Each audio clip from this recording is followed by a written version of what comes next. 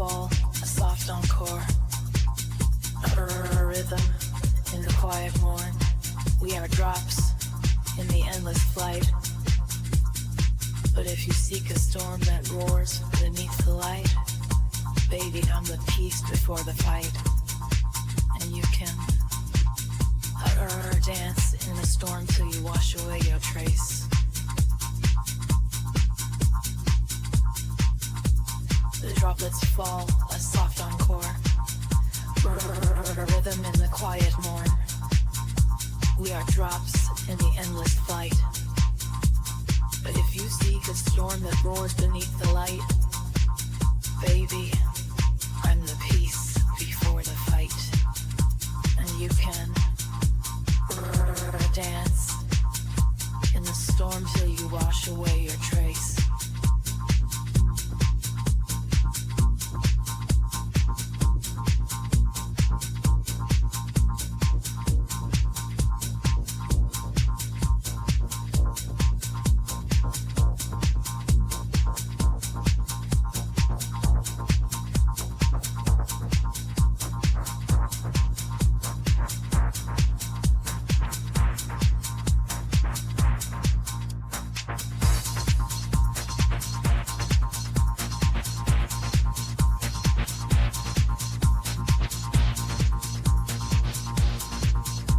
Droplet fall, a soft encore, rhythm in the quiet morn. We are drops in the endless flight. But if you seek a storm that roars beneath the light, baby, I'm the peace before the fight. And you can dance in the storm till you wash away the trace.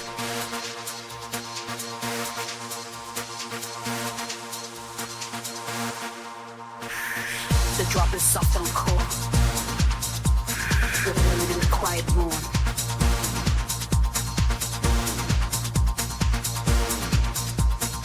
We are drops in the endless flight.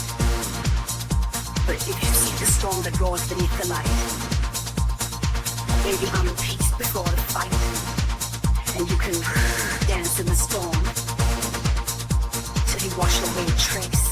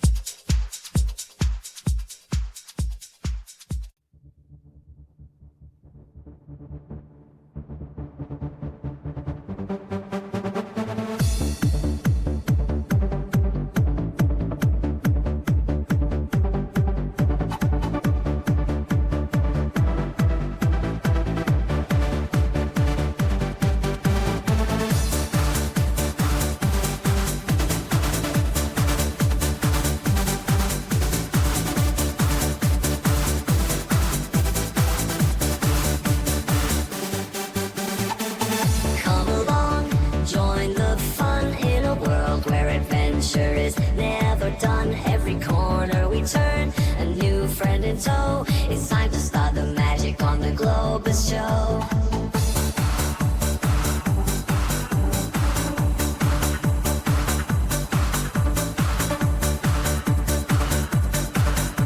It's time to learn and grow on the Globus show.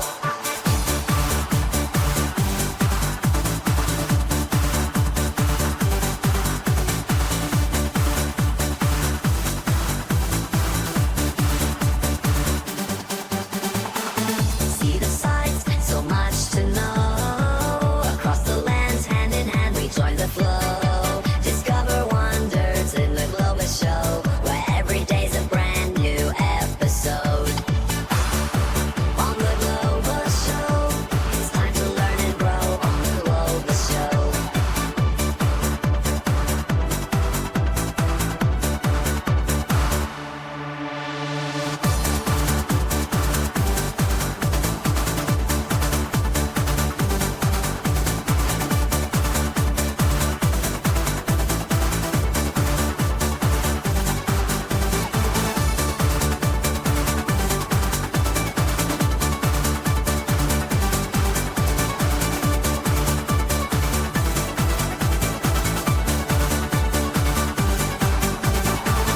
Come along, join the fun in a world where adventure is never done. Every corner we turn, a new friend in tow. It's time to start the magic on the Globus show.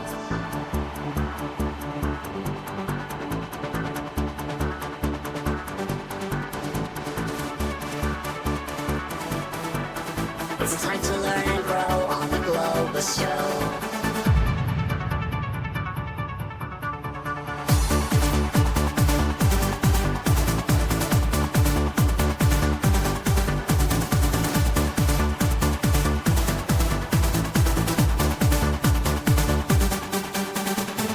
See the sights, so much to know. Across the lands, hand in hand, we join the flow. Discover wonders in the Globus show, where every day's a brand new episode. On the Globus show, on the Globus show, It's time to learn and grow on the Globus show.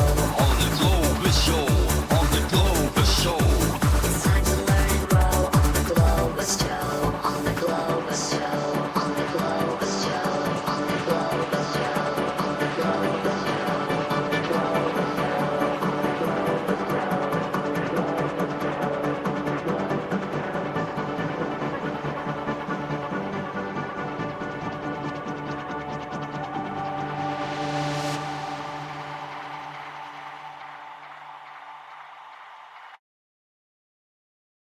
Good morning, Twitch. Happy Wednesday, my dudes. My schedule says I'm not going to be here. I will have to fix that, because I will be here, as evidenced by the fact that I am here.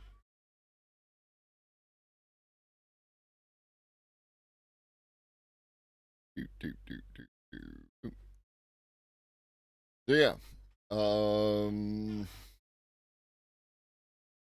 Google did their I/O yesterday, and there's some stuff that we're going to cover this morning, and then there are other. Hello, Stampy. OpenAI did theirs on Monday, was when we found out about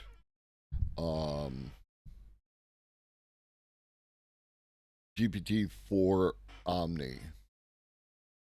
So yeah, we're going to be looking at that somewhat this morning, and then more in depth on the evening show, 5 p.m. Eastern.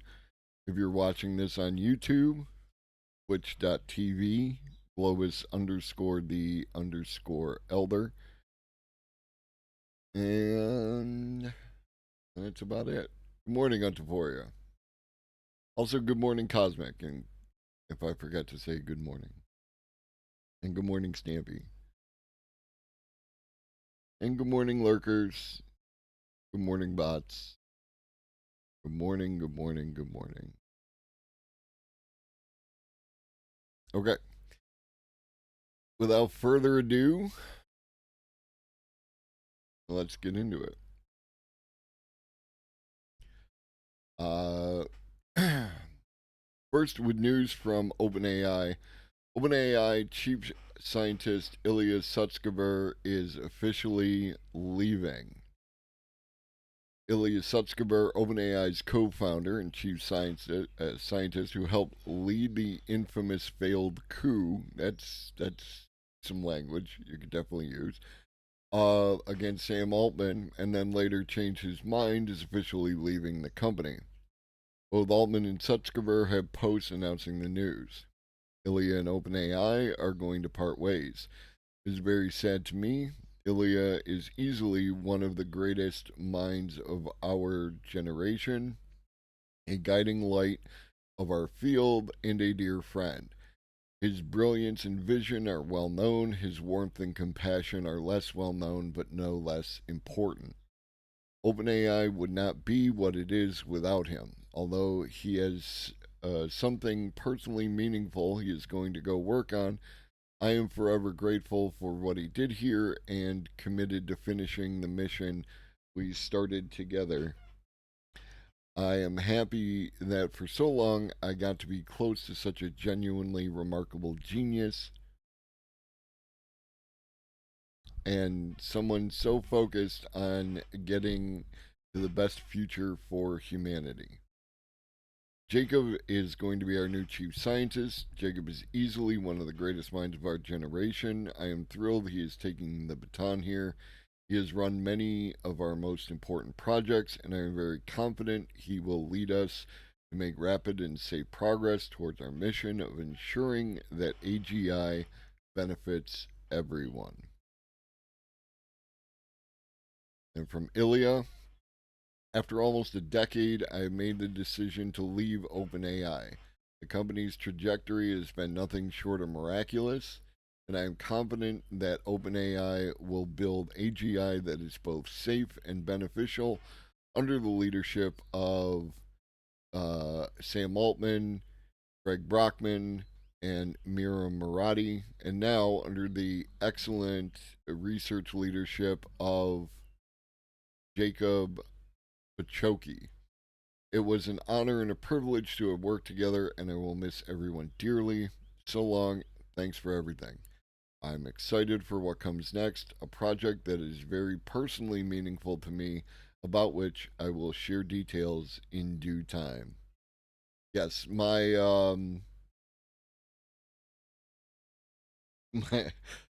my cat always needs more attention.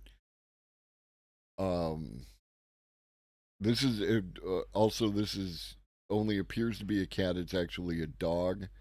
It requires to be, he requires to be wherever I am, you know, hanging out, doing whatever. And then when I'm eating, wants to share in that bounty. The ambiguity around Sutskever's employment following the Altman ouster last November spurred a meme. Where's Ilya? What did he see? OpenAI co-founder Elon Musk has often taken take taken to the platform he owns, X, formerly Twitter, to pose the question himself. The looming point is that if Altman was ousted temporarily from his own company because he was not consistently candid in his communications, does Sutskever know something the public doesn't? Whatever happened, he seems to have represented a rift that has been growing inside OpenAI for some time. Jan Leica, who's been running the super alignment team Sutskever stood up to steer and control more powerful AI, has also resigned from OpenAI. The Verge has confirmed. His responsibilities will be taken over by John Schulman, another OpenAI co-founder who sided with Altman during the failed board coup last year. No biting.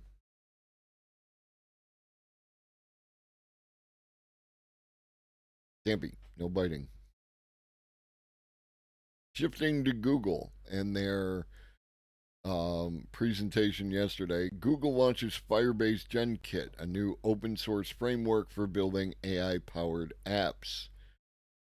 At the Google I/O Developer Conference on Tuesday, Google announced an addition to its Firebase platform that aims to make it easier for developers to build AI powered applications in JavaScript, TypeScript, with Go support coming soon.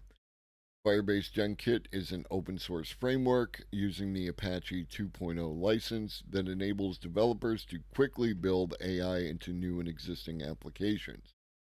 Some of the use cases for GenKit that the company is highlighting Tuesday include many of the standard generative AI use cases: content generation and summarization, text translation, and generating images. Powerful large language models put AI powered app features within reach, but building and refining these features beyond a prototype is hard. Many of us are still figuring out how to deploy these features in production at scale and understand how they are performing so we can quickly iterate and improve on them. Add to this the need to balance safety and stability throughout the process, and the problem becomes even harder. Let's face it, everyone can use some help. Firebase team promises that developers will be able to jump right into GenKit because it uses the same approaches as the rest of the Firebase toolchain. Morning, Red Hobbit. Using GenKit, they'll be able to test their new features locally and then deploy their application with the help of Google's serverless platforms like Cloud Functions for Firebase and Google Cloud Run. Because it's open source, developers will be able to extend GenKit as needed, but out of the box, it already supports a number of third party open source projects. That means that on top of Google's own Gemini models, for example, developers can use open models via Ollama. GenKit will also support vector databases like Chrome, Pinecone, and PostgreSQL's PG Vector, in addition to Google Cloud Firestore. GenKit is also designed to be open to any and all models, vector stores, embedders, evaluators, and other components through its plug-in system.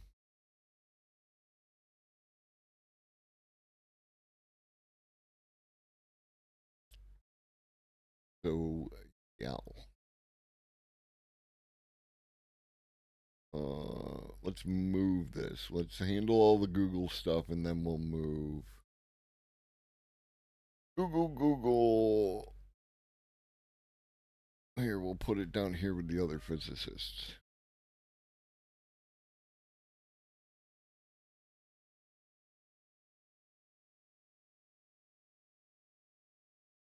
Google launches Trillium chip, improving AI data center performance fivefold.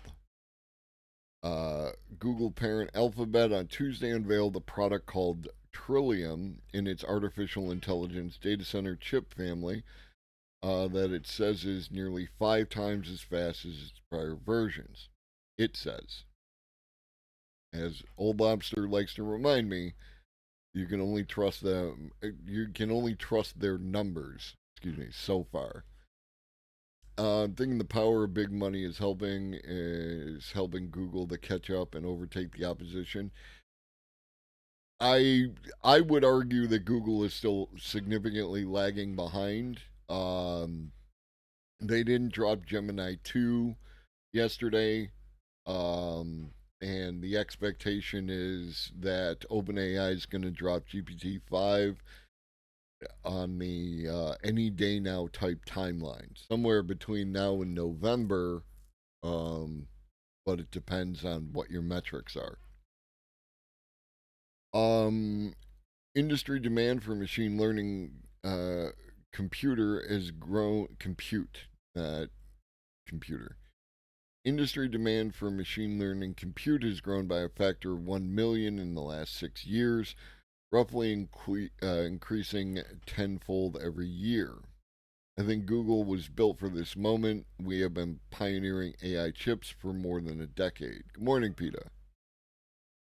Alphabet's effort to build custom chips for AI data centers represents one of the few viable alternatives to NVIDIA's top of the line processors that dominate the market.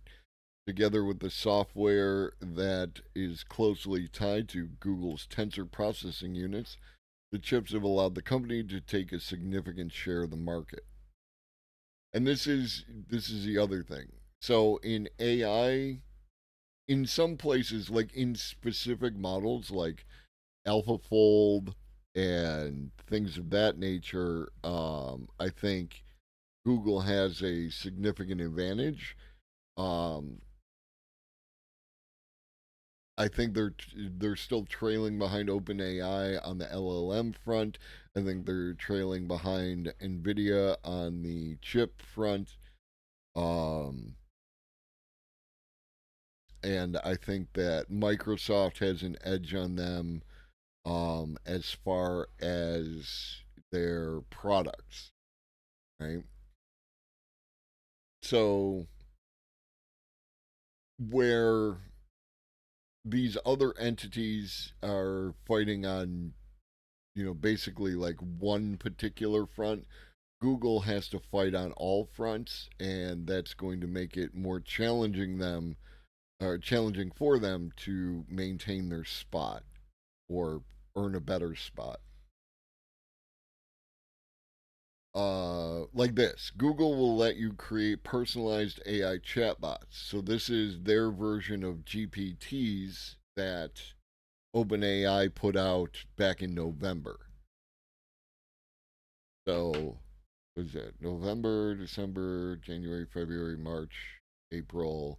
So they're 6 months behind. Uh, Google's new Gemini Gems feature, uh, and right there, right? The fact that the gems is Gemini's, right? Like that is indicative to me from a marketing standpoint that they are directly like basically copying the homework of OpenAI. Um, which again, there's no issue there, but it just shows where they exist within this space. Google's new Gemini Gems feature lets you customize a Gemini chatbot with personalities and abilities, such as an upbeat gym buddy, just by asking. Google is adding a bunch of new features to its Gemini AI, and one of the most powerful is a personalization option called Gems that allows users to create custom versions of the Gemini assistant with varying personalities. Gems lets you create iterations of chatbots that can help you with certain tasks and retain specific characteristics, kind of like making your own bot in character AI. The service lets you talk to virtualized versions of popular characters and celebrities or even a fake psychiatrist. Google says you can make Gemini your gym buddy, sous chef, coding partner, creative writing guide, or anything you can dream up. Gems feel similar to OpenAI's GPT store that lets you make customized ChatGPT chatbots. You can set up a gem by telling Gemini what to do and how to respond. For instance, you could tell it to be your running coach, provide you with a daily run schedule, and to sound upbeat and motivating. Then, in one click, Gemini will make a gem for you as you've described. The Gems feature is available soon to Gemini Advanced subscribers. Did they have Mark there? I can't remember how to say his last name, but Mark is the guy you probably seen him who does like live looping. Um, got some great music. He must have been there. Good for him. I like watching Mark do well. As far as I know, Mark is a generally good person, so I hope that I hope that is true. I don't need to find out anything negative about Mark. All right, shifting gears. U.S. to raise tariffs on EVs, batteries, solar cells, and computer chips from China. Great. This is awesome. This is wonderful. Who doesn't love this? The tariffs largely target key clean energy technologies and critical minerals.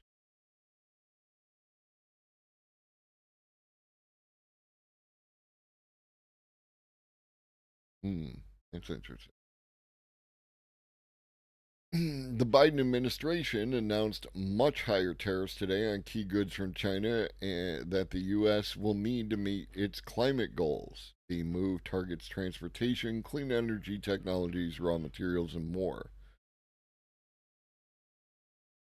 To encourage China to eliminate its unfair trade practices regarding technology transfer, intellectual property, and innovation, the president is directing increased tariffs across strategic sectors such as steel and aluminum, semiconductors, electric vehicles, batteries, critical minerals, solar cells, ship to shore cranes, and medical products.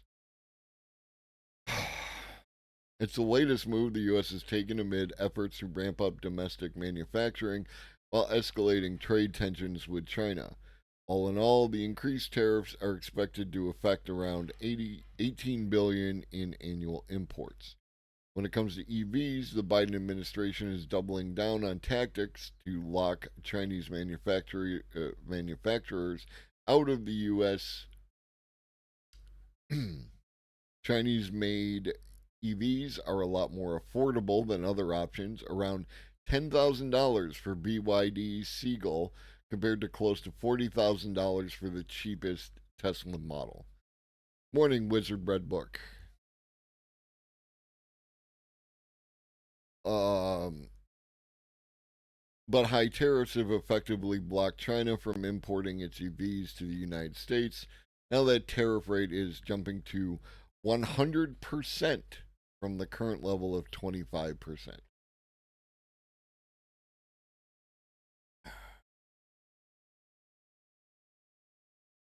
Like a $10,000 car plus associated infrastructure. Um,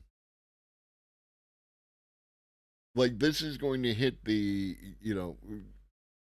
like if you could buy a car for $10,000, um, that's going to make EVs more available to, um, lower socioeconomic demographics as opposed to luxury models like everything that Tesla puts out. Again, 40K for the cheapest Tesla model. Right, right. And that's like it's at cross purposes. If your goals are, to address climate change and then, you know, making these cars available to people would drive the things that you need in order to address climate change. But I cannot take you seriously when this is your behavior. And this is nothing, I'm not simping for China, right? Like, I'm talking about the behaviors of the United States. Higher tariffs on batteries, semiconductors, and critical minerals could also affect the U.S. EV industry. Tariffs on battery parts and lithium ion batteries for EVs will increase 25% from 7.5% this year. Another example, right? Like now you're talking about you need to ramp up your domestic uh, battery production and the even the materials that you're talking about are you're adding a tariff to. Tariffs on permanent magnets, natural graphite, and certain other critical minerals are also set to rise to 25% from zero over the next couple of years. I just don't see how this is going to help you do what you want to do. That's why all this is confusing to me, right? Like,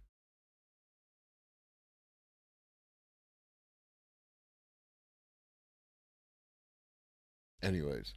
Meanwhile, US based solar manufacturers are celebrating the decision to raise tariffs on solar cells to 50% from the previous 25%. The administration made the right decision to strengthen protections for solar components we seek to build in the U.S. Mike Carr, executive director of the Solar Energy Manufacturers for America Coalition. The U.S. already blocked solar imports from China's Xinjiang region, where roughly 40% of solar grade polysilicon manufacturing takes place over concerns about forced labor and human rights violations along the supply chain. I look forward to when you crack down on Nestle. Solar manufacturers in the U.S. urged the Biden administration to impose tariffs on solar panels from 4 countries in Southeast Asia earlier this year. Morningscoyo, after a Commerce Department investigation determined that Chinese companies were circumventing tariffs by moving goods through other countries. Like, this is all shenanigans. And misfeasance. Move to some better news. Using AI to speed up and improve the most computationally intensive aspects of plasma physics and fusion. The intricate dance of atoms fusing and releasing energy has fascinated scientists for decades. Now, human ingenuity and artificial intelligence are coming together at the USDOE Princeton Plasma Physics Laboratory, the Triple PL, to solve one of humankind's most pressing issues, generating clean, reliable energy from fusing plasma. Unlike traditional computer code, machine learning, yada, yada, yada. Triple PL researchers believe this ability to learn and adapt could improve their control over fusion reactions in various ways. This includes perfecting the design of vessels surrounding the superhot plasma, optimizing heating methods, and maintaining stable control of the reaction for increasingly long periods. In a new paper published in Nature Communications, Triple PL researchers explain how they use machine learning to avoid magnetic perturbations or disruptions which destabilize fusion plasma. The results are particularly impressive because we were able to achieve them on 2 different tokamaks using the same code. There are instabilities in plasma that can lead to severe damage to the fusion device. We can't have those in a commercial fusion vessel. Our work advances the field and shows that artificial intelligence could play an important role in managing fusion reactions going forward, avoiding instabilities while allowing the plasma to generate as much fusion energy as possible.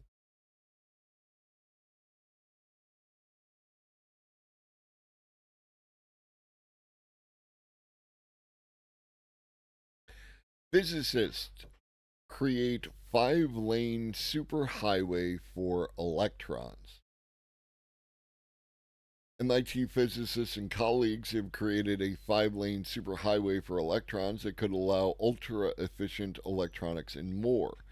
The work, reported in the May 9th issue of Science, is one of several important discoveries by the same team over the last year involving a material that is essentially a unique form of pencil lead. This discovery has direct implications for low power electronic devices because no energy is lost during the propagation of electrons, which is not the case in regular materials where the electrons are scattered. That is wild, right? The idea of no energy loss, that is wild. The phenomenon is akin to cars traveling down an open turnpike as opposed to those moving through neighborhoods. The neighborhood cars can be stopped or slowed by other drivers, making abrupt stops or U turns that disrupt an otherwise smooth commute. The material behind this work, known as rhombohedral pentalayer graphene, I also am known as rhombohedral pentalayer graphene, was discovered 2 years ago by physicists led by Zhu, the Long Zhu, um, who's apparently still going at this and is a beautiful human being for doing so.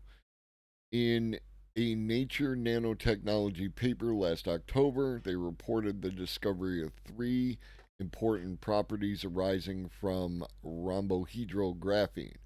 For example, they showed that it could be topological or allow the unimpeded movement of electrons around the edge of the material but not through the middle.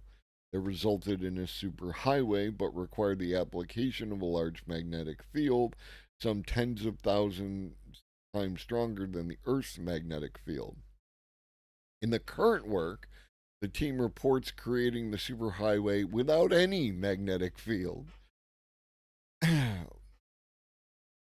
Tonghang Han, MIT graduate in physics.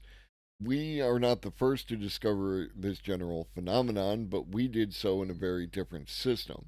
And compared to previous systems, ours is simpler and also supports more electron channels. Other materials can only support one lane of traffic on the edge of the material. We suddenly bumped it up to 5.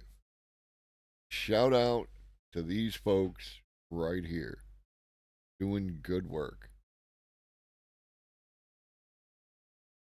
You back, Stampy?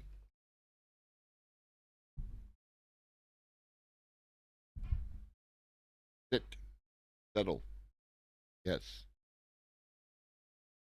Tech company breaks ground on world's first cement plant that captures 100% of its air pollution.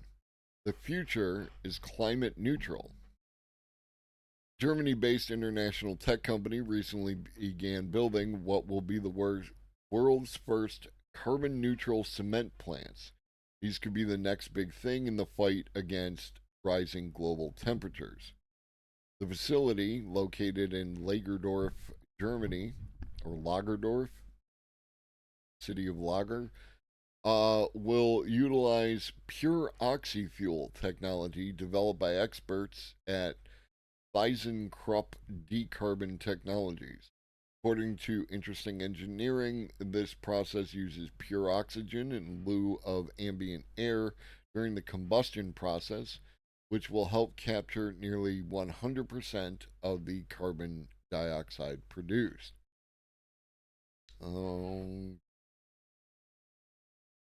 Globally, cement production accounts for as much as 9% of global carbon pollution. And then we go to talking about climate change. ThyssenKrupp Decarbon Technologies isn't the only company that has come up with innovative technology to try and fight back against the climate crisis. For instance, one Swiss company is literally making running shoes from carbon pollution. Also, American researchers have found a way to combine carbon capture technologies with geothermal energy in a process they say could help create large scale carbon dioxide capture and storage systems.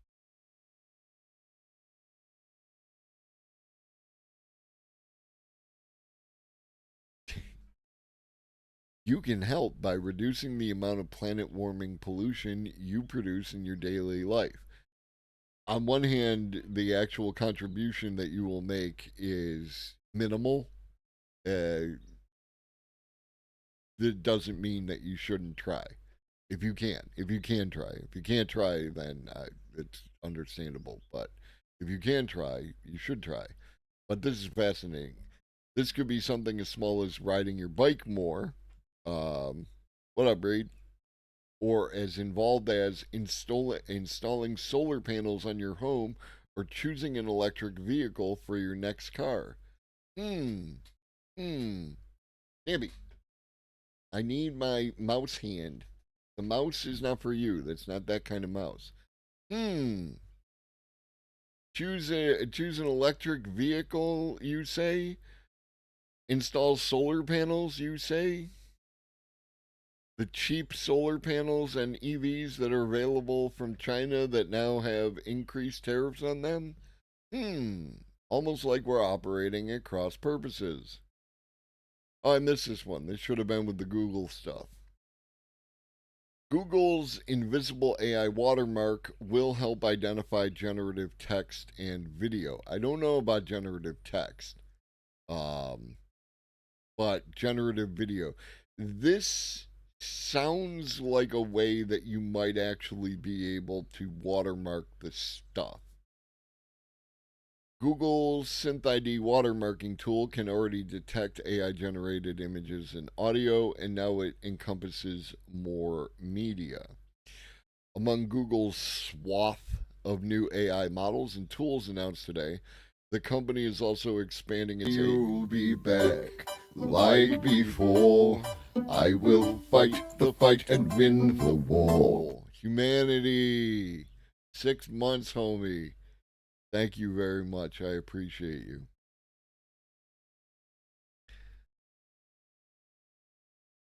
Yeah, exactly, Red Hobbit.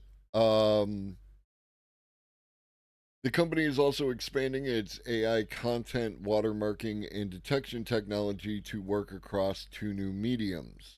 Uh, Demis Hassabis took the stage for the first time and to talk not only about the team's new AI tools like the VO video generator, but also about the new upgraded SynthID watermark imprinting system.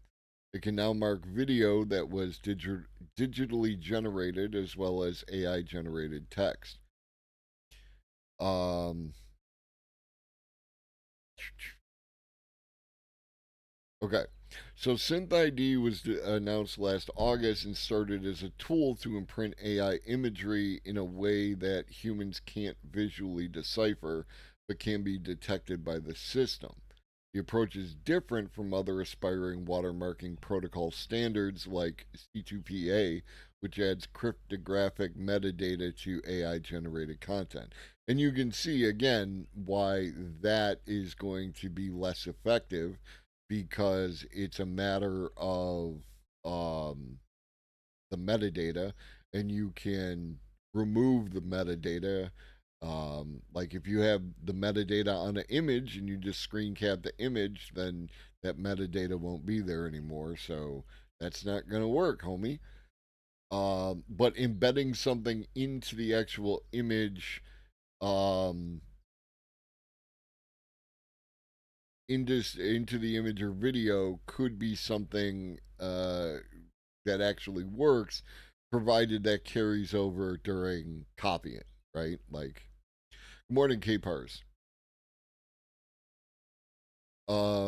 Google had also enabled SynthID to detect inaudible watermarks into inject, excuse me, inaudible watermarks into AI generated music that was made using DeepMind's Lyria model. SynthID was just one of several AI safeguards in development to combat misuse of the tech, not by the tech. The tech didn't do anything. Um, Safeguards that the Biden administration is directing federal agency to build guidelines around. So yeah, again, you have to use their model in order to put that in there, but um, at least it might work. Ow! Fighters cannot sit on laps unless they're human. What do we have next? What do we have next? What do we have next? Waymo said its robotaxis are now making 50,000 paid trips every week. Company operates Waymo One in Phoenix, San Francisco, and LA. You've been seeing more Waymo robotaxis recently in Phoenix, San Francisco, and Los Angeles. That's because more and more people are hailing one for a ride. The Alphabet owned company has announced on Twitter X that it's now serving more than 50,000. Got cat hair on my face. 50,000 paid trips every week. across 3 cities. Waymo One operates 24/7 in parts of these cities. If the company is getting 50,000 rides a week, it means it's receiving an average of 300 bookings every hour or 5 bookings every minute. Waymo has revealed as well that it has had over 1 million rider only trips across 4 cities, including Austin, where it is currently offering limited rides to select members of the public. In its announcement, Waymo credited its safe and deliberate approach to scaling its program for reaching the milestone. We see people from all walks of life using our service to travel carefree, gain independence, reclaim their commute, and more. Fully autonomous ride hailing is a reality and a preferred mobility option for people navigating their cities every day. While Waymo certainly seems to be doing better than Cruise, which only recently redeployed some of its autonomous vehicles following a much needed hiatus, it's had its share of controversies. In April, 6 Waymo robotaxis blocked traffic in a San Francisco freeway, and it was just one of the instances wherein the company's vehicles caused traffic blockage. Yes, they, for whatever reason, they are using driverless vehicles. Yes. Um, for some reason, the traffic cones are the kryptonite of uh, self-driving cars. They see they see the traffic cones and they don't do as well as they could. Earlier this year, 2 Waymo vehicles crashed into the same pickup truck, one after the other, because their software had incorrectly predicted the future movements of the truck. And because the way that the truck was towing the vehicle, it wasn't like, if you've ever seen the proper towing of a vehicle, the vehicle aligns directly behind the truck. This was apparently being towed at some weird off kilter angle, and that's what threw off the vehicle, or the 2 vehicles. So,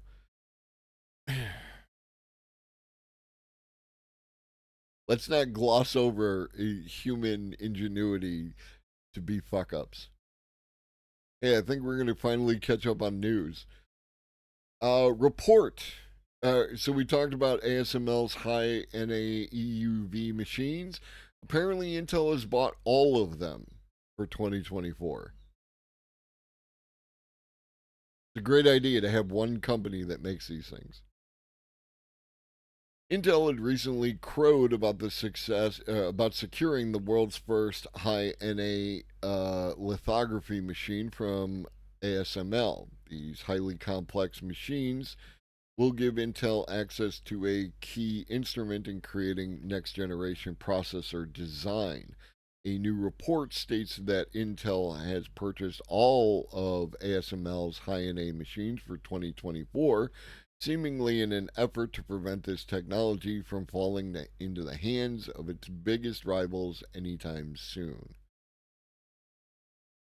I don't know, feels like a monopoly, right?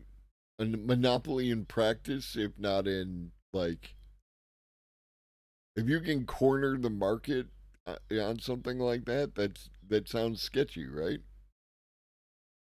Uh, Intel is getting its first high NA machine up and running at its Oregon facility, but it's not expected to be fully operational until 2025.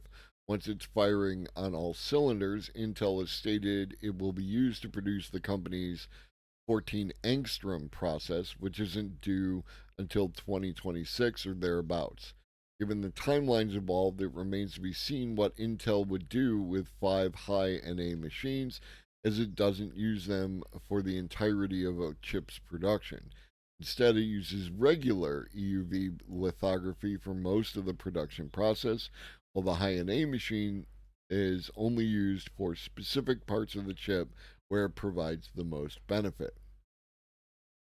I wonder why then it would be grabbing all of the machines available. The quoted article states that in 2025, ASML will likely sell high NA equipment to both Samsung and SK Hynix, but not until the end of that year. This theoretically will give Intel about a year's head start on both companies. Sounds like shenanigans and misfeasance. World's most efficient water electrolyzer prepares to be mass produced. This new electrolyzer design is 20% more efficient than its peers and will make green hydrogen even more accessible. Hysata, a New South Wales based company that makes electrolyzers, has announced its latest breakthrough. It can generate hydrogen with a whopping 95% efficiency. The company recently raised Series B funding and is now preparing to make green hydrogen available at a large scale around the globe. As countries look to move away from carbon emitting fossil fuels, renewable sources of energy that can be tapped on demand are needed. Unlike wind and solar power, which we cannot control, hydrogen generated by splitting water can be used according to energy demands. Hydrogen can also be produced in an environmentally friendly way using wind and solar energy. There's there's a joke there.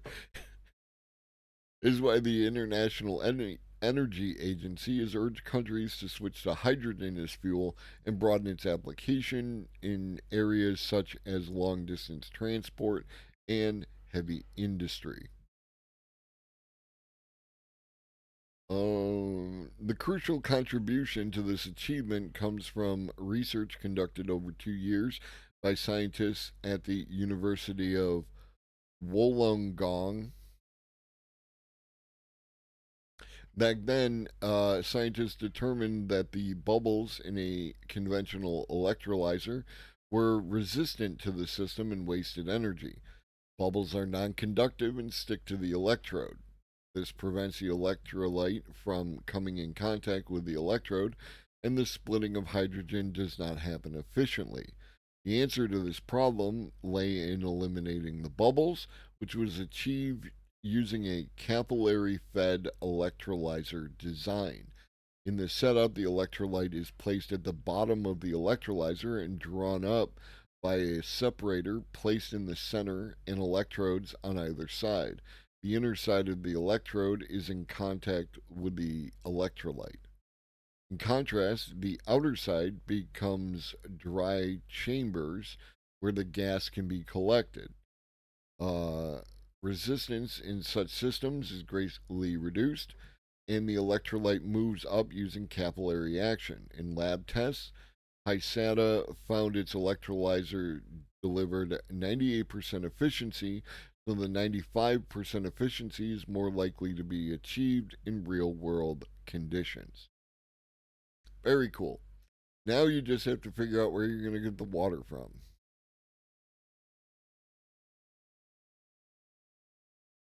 U.S. Energy Panel approves rule to expand transmission of renewable power.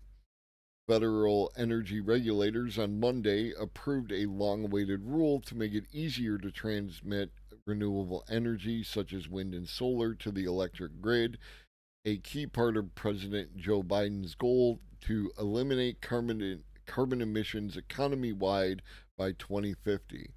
If only there was some sort of thing that could help us do that faster and less expensively. But I digest. The rule under development for 2 years is aimed at boosting the nation's aging power grid to meet surging demand fueled by huge data centers, electrification of vehicles and buildings. What that Tesla be doing? Oh, it's going up, it's going down. Going up, going down, it's going down. Going up, it's going down. Oh, Elon. The uh, the increased demand comes as coal-fired power plants continue to be retired amid competition from natural gas, and other energy sources face increasingly strict federal pollution rules, setting up what experts say could be a crisis for electric reliability. The grid is also being tested by more frequent service disruptions during extreme weather events driven by climate change. I wonder if there's a reason why we might want to move faster than 2050, sir. The Federal Energy Regulatory Commission approved the new rule 2-1, with Chairman Willie Phillips and fellow Democratic Commissioner Allison Clements voting in favor. Republican Mark Christie opposed the rule, dismissing it as a gift to solar and wind power operators. The sprawling 1,300-page rule, which addresses transmission planning and cost allocations, will enhance the country's aging grid and ensure U.S. homes and businesses keep the lights on for decades to come. Yeah. Many power companies and Republican led states don't want to spend money on new transmission lines or upgrades for renewable energy, creating conflicts with Democratic states that have ambitious clean energy goals. Christie, the lone Republican on the 3 member panel, said the rule utterly fails to protect consumers and ensure reliable, low priced power for American homes and businesses. Instead, this rule is a pretext to enact a sweeping policy agenda that Congress never passed. The rule will likely result in a massive transfer of wealth from consumers to for profit special interests. How do you say stuff like that? How do you, as a Republican member of Congress, with your whole chest, say stuff like that? The rule is intended, let's talk about the rule. The rule is intended to streamline how power lines are sited and how costs are shared between states. It could accelerate construction of new transmission lines for wind, solar, and other renewable power and add huge amounts of clean energy to the grid. Biden has set a goal of a carbon free power sector by 2035 and a net zero carbon emissions economy wide by 2050. Yeah, I'm being sarcastic, Cosmic. Sorry if that didn't come across. All right, speed run through the rest of these. MIT gives AI the power to reason like humans by creating hybrid architecture. MIT scientists devised 3 libraries that can be combined with AI. So are we, baby. So are we. Combined with AI systems to improve their reasoning and contextual awareness in programming, strategic planning, and robotics. MIT researchers have developed a new method to help our AI systems conduct complex reasoning tasks in 3 areas, including coding, strategic planning, and robotics. MIT scientists now claim to have cracked this problem by creating a treasure trove of natural language abstractions that could lead to more powerful AI models. Abstractions turn complex subjects into high level characterizations and omit non important information, which could help chatbots reason, learn, perceive, and represent knowledge just like humans. Currently, scientists argue that LLMs have difficulty abstracting information in a human like way. However, they have organized natural language abstractions into 3 libraries in the hopes that they will gain greater contextual awareness and give more human like response. And they released 3 papers on archive. Library induction from language observation synthesizes, compresses, and documents computer code. The second, named Action Domain Acquisition, covers AI sequential decision making. The final framework, dubbed language guided abstraction, helps robots better understand environments and plan their movements. Amazing. Amazing, amazing, amazing. What's the other one? All right, we'll do the robot and then we'll come back to the other one. We'll end on a feel good note. That is definitely a slime robot and not anything else that you might be thinking it is. Shapeshifting slime robots learn to reach, kick, dig, and catch. Formless slime robots that shape change to compete complex tasks. It sounds like science fantasy. However, MIT researchers have developed a machine learning technique that brings shape changing soft robots a step closer to reality. And why would you go? Why would you do this?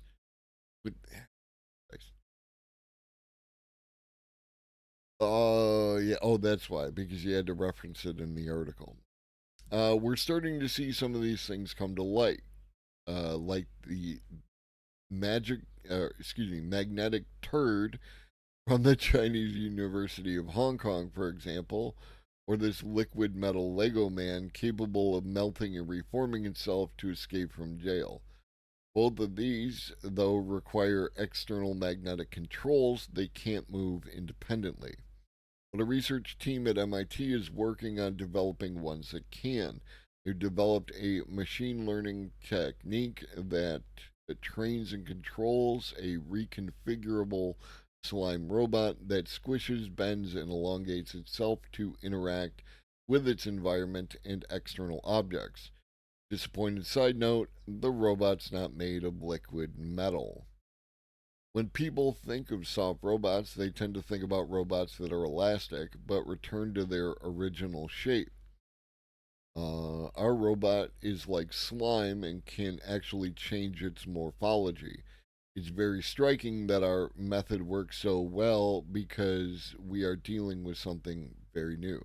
And this is really cool. Like many, many moons ago, we covered some videos on slime molds and their behavior and how someone created a computer using slime molds. Um, and this is in that same vein.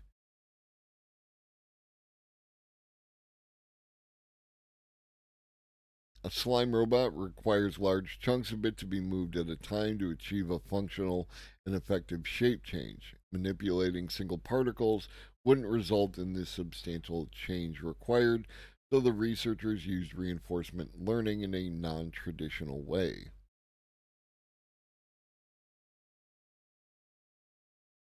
It's very neat.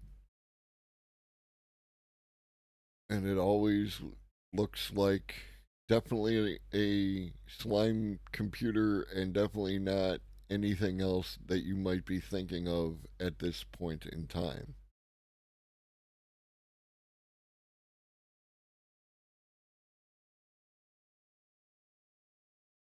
And finally, illness took away her voice. AI created a replica she carries in her phone. The voice Alexis Lexi Bogan had before last summer was exuberant. He loved to belt out Taylor Swift and Zach Bryan ballads in the car. He laughed all the time, even while corralling misbehaving preschoolers or debating politics with friends over a backyard fire pit. In high school, she was a soprano in the chorus. Then that voice was gone. Doctors in August removed a life threatening tumor lodged near the back of her brain. When the breathing tube came out a month later, Bogan had trouble swallowing and strained to say hi to her parents. Months of rehabilitation aided her recovery, but her speech is still impaired. Friends, strangers, and her own family members struggle to understand what she is trying to tell them. In April, the 21-year-old got her voice back. Not the real one, but a voice clone generated by artificial intelligence that she can summon from a phone app. trained on a 15-second time capsule of her teenage voice, sourced from a cooking demonstration video she recorded for a high school project. Her synthetic but remarkably real sounding AI voice can now say almost anything she wants. She types a few words or sentences into her phone, and the app instantly reads it aloud. Hi, can I please get a grande iced brown sugar oat milk shaken espresso? Said Bogan's AI voice as she held the phone out her car's window at a Starbucks drive-through. Experts have warned that rapidly improving AI voice cloning technology can amplify phone scams, yada yada yada. Um, Well, Bogan and a team of doctors at Rhode Island Lifespan Hospital Group believe they found a use that justifies the risk. Bogan is one of the first people, the only one with her condition, who have been able to recreate a lost voice with OpenAI's new voice engine. Some other AI providers, such as Startup 11 Labs, have tested similar technology for people with speech impediments and loss, including a lawyer who now uses her voice clone in the courtroom. Amazing. Amazing, amazing, amazing. Okay. For those of you who only come to the daytime show, I will be back tomorrow at 9 a.m. For those of you who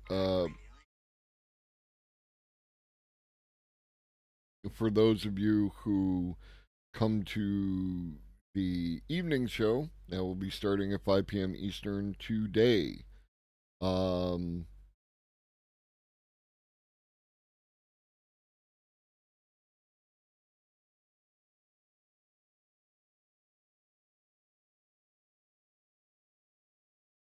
for those of you with no life, I assume that you are going to be watching reruns of my previous um, shows, which are all available in the VODs and highlight section, or now available on YouTube for the morning show.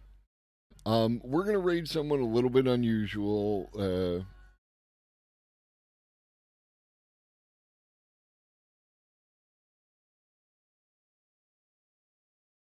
If I can spell their name correctly. Ah, that's why. Stick around for the raid, even if you have someplace else to be, as always.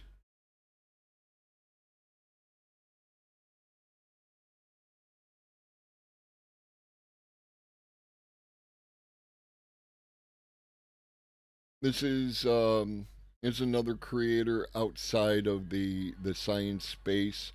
They do music. Um, they're wonderful. Uh, one of the places I like to hang out with, or hang out in, if I don't want the politics or science that I would normally listen to, and that kind of thing.